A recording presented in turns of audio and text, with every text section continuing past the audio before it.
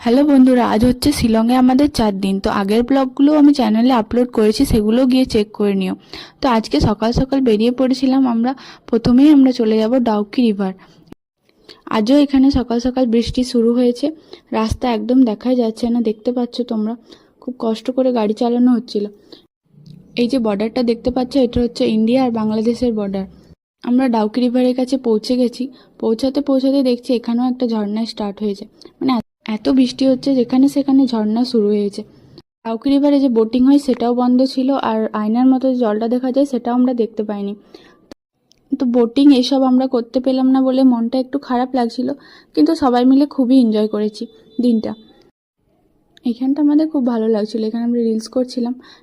আবার রাস্তায় যেতে যেতে আবার একটা ঝর্ণা দেখতে পেয়েছি, আর সবগুলোই এত বড় বড় ঝর্ণা, চোখগুলো সরাতেই মন যাচ্ছিল না, এত সুন্দর লাগছে। এরপর আমরা চলে গেছি